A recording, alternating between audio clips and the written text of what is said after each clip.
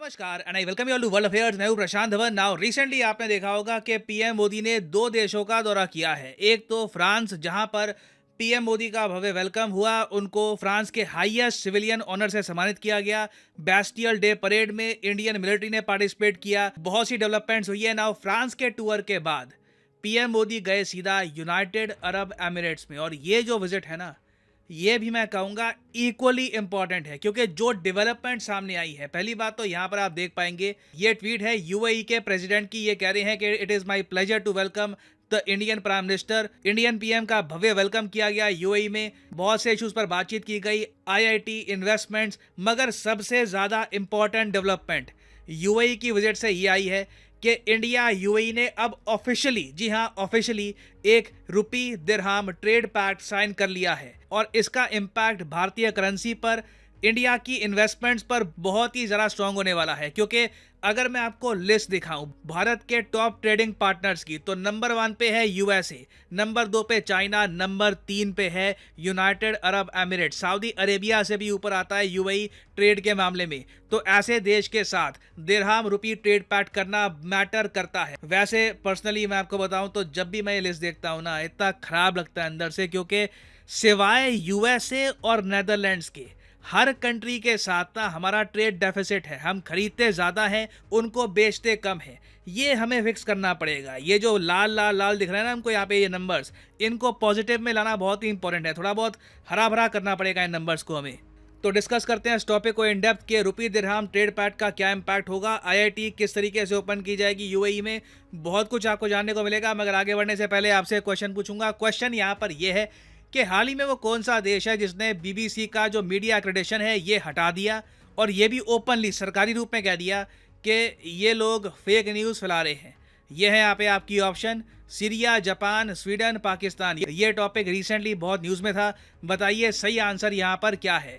ना यहाँ पर आप देख पाओगे रिजर्व बैंक ऑफ इंडिया की प्रेस रिलीज है। ये बहुत ही ज़रा इंपॉर्टेंट है। अगेन मैं यहाँ पर ये कहूँगा, अगर मोदी जी बस एक स्टेटमेंट दे के आते कि हाँ बिल्कुल हम देख रहे हैं इस बात को लेकर के, हाँ रुपी को हम आगे प्रमोट करेंगे, नहीं, लिखित रूप में एग्रीमेंट्स हो चुके हैं, पैक्ट साइन हो चुका है, आरबीआई इन्वॉल्व हो चुका है। This is serious. हम जेन्युइनली अब आगे बढ़ चुके हैं। इससे पहले मैं देख रहा था, आज से 1-2 साल पहले बहुत सी रिपोर्ट्स आती थी कि अब रुपी को हम यूज़ करेंगे यूएई में वगैरह। वहाँ पे थोड़ी बहुत डेवलपमेंट्स हुई है, मगर जो ये प्रेस रिलीज है ना, इसमें साफ साफ लिखा है कि 2 एमओयू साइन किए गए हैं, मेमोरेंडम ऑफ अंडरस्टैंडिंग। पहला तो ये है, to establish the framework to promote the use of local currencies for cross border transactions. दूसरी बात ये है, cooperation of interlinking the payment and messaging system. जिस तरीके से भारत में है यूपीआई, उसी तरीके से यूनाइटेड अरब एमिरेट्स में ये लोग यूज़ करते हैं आईपीपी। इसकी फुल फॉर्म है इंस्टेंट पेमेंट प्लेटफॉर्म। ये यूपीआई जितना डायनामिक नहीं है, मगर ये लोग यूज़ कर रहे हैं यूएई में, आज के समय इसको यूज़ कर रहे हैं। दोनों को इंटरलिंक करने की बात की जा रही है। ये यूएई ने, मुझे लगता नहीं है कि किसी भी कंट्री के साथ किया है। मे बी सऊदी अरेबिया के साथ इनका कोई पैक्ट हुआ हो जीसीसी के अंडर, वो अलग बात है, मगर चाइना के साथ ऐसा कुछ पैक्ट हुआ नहीं है, ना यूएसए के साथ हुआ है। ये एक बहुत ही यूनिक डेवलपमेंट हम देख रहे हैं यहाँ पे। उसके अलावा एक स्पेशल बात ये भी है कि रुपी दिरहाम का यूज़ ज़्यादा हो, डॉलर का यूज़ कम होना, इसको लेकर कई कंट्रीज़ ने स्टेटमेंट दी है। मगर यूएई पहला देश है जो ये भी कह रहा है कि रुपी दिरहाम को हम ऑयल और गैस के ट्रेड में भी ज़्यादा इंक्लूड करना स्टार्ट कर देंगे। ये बहुत ही इंपॉर्टेंट है।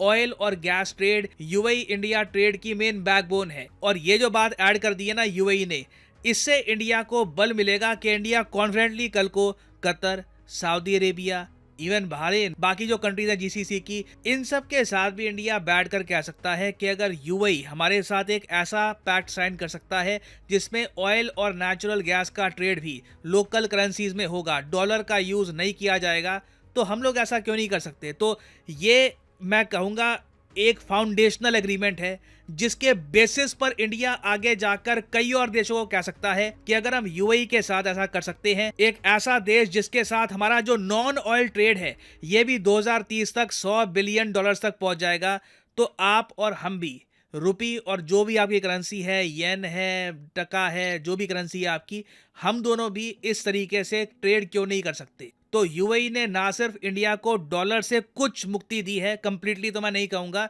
कि डॉलर से हम छूट चुके हैं, अभी टाइम लगेगा उसमें बहुत ज़्यादा, मगर यूएई ने यहाँ पर इंडिया को एक टेम्पलेट दे दी है जो हम आगे जाकर कई और देशों के साथ इस्तेमाल कर पाएंगे। और सबसे इंपॉर्टेंट बात इस प्रेस रिलीज में यह है कि इस पूरे पैक्ट में ना रेमिटेंसेस को भी कवर किया जाएगा। रेमिटेंसेस मैं आपको बता चुका हूं कि मान लो कोई भारत का वर्कर है, यूएई में गया काम करने के लिए, वहां पे उसने 10-15 लाख रुपए कमाए, वापस अपने परिवार को वो पैसा भेजना चाहता है, तो वो जो पैसा भेजेगा ना उसको हम कहते हैं रेमिटेंस। नाउ यूजुअली क्या होता था कि जी भारत से वर्कर्स गए यूएई में, उन्होंने वहां पर पैसा कमाया दिरहाम में, उनको जो पेमेंट होगी रुपये में नहीं होती, दिरहाम में होती है। नाउ यूजुअली क्या होता है कि पहले उनको अपनी करेंसी दिरहाम से कन्वर्ट करनी होगी डॉलर में, और फिर डॉलर से वो कन्वर्ट होगी into Indian rupee. Now since हम लोकल करेंसीज में डायरेक्ट ट्रेड की बात कर रहे हैं तो रेमिटेंसेस भी यहाँ पर आ जाएंगे, तो सीधा दिरहाम कन्वर्ट हो जाएगा इंडियन रुपी में ज़रा तेज़। इससे ट्रांजैक्शन की जो फीस है ये भी धीरे धीरे कम होगी। उसके अलावा रुपी भी धीरे धीरे स्ट्रांग होगा, क्योंकि हमें बीच में ना डॉलर का इस्तेमाल करने की ज़रूरत नहीं है। ऐसा नहीं है कि रुपीज़ इंटरनेशनल मार्केट में गए, डॉलर वापस आए, ये सब करने की आवश्यकता नहीं होगी। और देखो, सबसे ज़्यादा रेमिटेंसेस इंडिया को किस कंट्री से आते हैं? United states of America second number पे है यूएई। इसलिए ये मैटर करता है। हम यहाँ पर बिलियंस ऑफ डॉलर्स के रेमिटेंस की बात कर रहे हैं, जहाँ पर डॉलर्स जो एक तरीके से पहले एक मिडलमैन की तरह था, उसका रोल इन द फ्यूचर खत्म हो जाएगा। तो ये भी एक बहुत ही पॉजिटिव बात है। और अगेन, सिंस इंडिया ने इस टाइप का एग्रीमेंट कर लिया है यूएई के साथ, कल को हम सिंगापुर, जिनसे बहुत सारी रेमिटेंसेज आती है, Saudi Arabia, Kuwait, Oman, Qatar, इनको भी कह सकते हैं कि आप भी ऐसा एग्रीमेंट साइन क्यों नहीं करते। और इसे देखिए, लॉन्ग टर्म में हमको क्या बेनिफिट होगा कि रुपये की जो सर्कुलेशन है ये वेस्ट एशिया में बढ़ जाएगी। वेस्ट एशिया मतलब कि ये जो कंट्रीज़ हैं, Saudi Arabia, UAE, Kuwait, Oman, इन सब कंट्रीज़ में रुपये की सर्कुलेशन बढ़ सकती है। इसमें टाइम लगेगा, ऑफ कोर्स कोई बड़ी बात नहीं है, 2030 तक का भी टाइम लग जाए, इट कैन हैपन। और इवेंचुअली देखिए इससे होगा क्या कि इंटरनेशनली ना इंडियन रुपये की डिमांड बढ़ेगी और रुपये ऑटोमेटिकली स्ट्रांग हो जाएगा। बहुत ही सिंपल लॉजिक है यहाँ पर। देखिए, एक बार इनके सिस्टम में रुपये ओपनली यूज होना स्टार्ट हो गया, रुपये की डिमांड बढ़ गई, क्योंकि ये डिमांड कौन बढ़ाएगा? Indian workers, Indian skilled workers, Indian labour. ये वेस्ट एशिया में बढ़ने ही वाली है, कम नहीं होने वाली। तो ये इन द फ्यूचर पॉसिबिलिटी है कि पेमेंट रिसीव और कहीं पर उनको पे करना है, ये सब भी इंडियन रुपये में कर सकते हैं। और इससे बेसिकली क्या होगा, रीजन के बाकी कंट्रीज भी ना, अगर मान लो कल को सऊदी अरेबिया, यूएई के साथ ट्रेड कर रहे हैं, तो वहां पर भी कुछ चीज़ों को लेकर, हर चीज़ को तो नहीं, कुछ चीज़ों को लेकर वो रुपये का यूज़ कर सकते हैं फॉर ट्रेड। क्योंकि रुपये ना सिर्फ वेस्ट एशिया में, ऑब्वियसली इंडिया में भी सर्कुलेशन में होगा। और इंडिया अगर अपना प्रभाव और ज़रा बढ़ाता है इंडियन सब कॉन्टिनेंट में, तो आराम से हम बांग्लादेश, भूटान, नेपाल, श्रीलंका, इवन इंडोनेशिया, यहाँ पर थाईलैंड, इन सब कंट्रीज़ के साथ भी जो यूरोपी का ट्रेड है, लोकल करेंसीज का ट्रेड है, ये बढ़ा सकते हैं। तो इससे इवेंचुअली ना ग्लोबल करेंसीज का जो यूज़ है उस मामले में रुपये की वैल्यू बढ़ जाएगी। अब यहाँ पे आप देख पाओगे दुनिया में कौन सी ग्लोबल करेंसी कितनी यूज होती है, ये रैंकिंग के हिसाब से आपको दिख जाएगा। नंबर 1 पे ऑब्वियसली यूएस डॉलर है, फिर यूरो आपको दिखेगा, फिर जापानीज येन है, चाइनीज रेनमिनबी आपको नंबर 5 पे मिलेगा। अभी ये काफ़ी पीछे है, डॉलर से काफ़ी पीछे है। और फिर रुपये को ढूंढने के लिए ना आपको टॉप 15 के एंड पे जाना पड़ेगा। हम 15 रैंक पे आपको मिलेंगे। अभी मैक्सिकन पैसो से हम ऊपर हैं, जो बहुत बड़ी बात है। इवन दो मैक्सिको यूएसए का एक डायरेक्ट नेबर है, तब भी हम मैक्सिकन पैसो से ऊपर हैं। Brazilian real, South African rand, इन सब करेंसी से रुपये आपको ज़्यादा वैल्यू में मिलेगा ग्लोबली। मगर अभी ना हमें Hong Kong dollar, Singapore dollar, Sweden की currency krona, South Korean won, इन सब को बीट करके टॉप 10 में आना है। इससे रुपये की वैल्यूएशन बढ़ेगी। पॉसिबिलिटी है कि रुपये कल को डॉलर के मुकाबले 70 के आसपास पहुंच जाए। हाँ, अभी के लिए यही तरक्की होगी।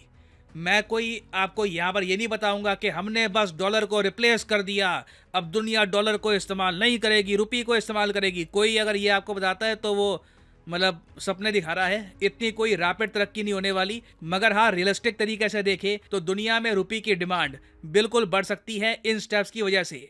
और ऐसा नहीं है कि हम लोग सिर्फ यूएई में अपनी करेंसी फैलाएंगे। हम लोग इन द फ्यूचर यूएई में साइंस, ज्ञान, नॉलेज, मैथमेटिक्स ये भी प्रॉपरली फैलाएंगे, क्योंकि आईआईटी दिल्ली अब ग्लोबल जा चुकी है। आईआईटी दिल्ली का एक कैंपस बहुत ही जल्द अबू धाबी में ओपन हो जाएगा। Abu Dhabi of course UAE में है, यहाँ पर आप देख पाएंगे ये यहाँ पे आपको दिख जाएगा अबू धाबी। तो यहाँ पे आईआईटी दिल्ली का कैंपस, बहुत बड़ी बात है। आईआईटी वैसे जो सबसे पहले आईआईटी इंडिया के बाहर ओपन होगी वो होने वाली है अफ्रीकन देश तंजानिया में, उसके बाद यूएई में ओपन होगी। और आज से 10-15 साल पहले कोई मुझे ये कहता कि ये पॉसिबल होगा in the future, Indian IITs बाहर के देशों में कैंपस ओपन करेगी, शायद मैं क्या कोई भी ये बात ना मानता, but today it is happening, we are going global. Now finally वापस आते हैं क्वेश्चन की तरफ कि हाल ही में बीबीसी की मीडिया एक्रेडिटेशन किस कंट्री ने ख़त्म कर दी है, और ये भी कह दिया कि ये लोग फेक न्यूज़ फैला रहे हैं।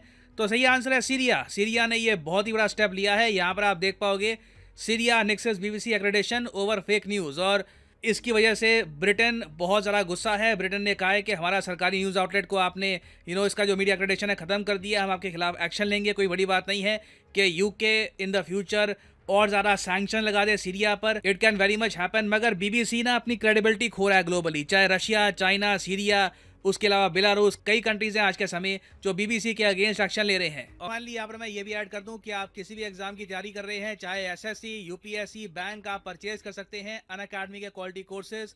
कमेंट सेक्शन में जाइए, पिन कमेंट में यहाँ पे आपको मिलेंगे link. For example let's say आपको प्रिपेयर करना है यूपीएससी के एग्जाम के लिए, तो यूपीएससी के लिंक पर यहाँ पर करिए क्लिक, और यहाँ पे आप परचेज कर पाएंगे अनअकैडमी का यूपीएससी कोर्स। बट जो प्राइसेस यहाँ पर लिखे हैं, don't ever pay these prices. Simply यहाँ पर कोड डालिए PD10 and the prices will start falling and you will be able to save a lot of money. So use the code PD10 and save money. और इसी note के साथ ये है video का अंत। Thank you for listening.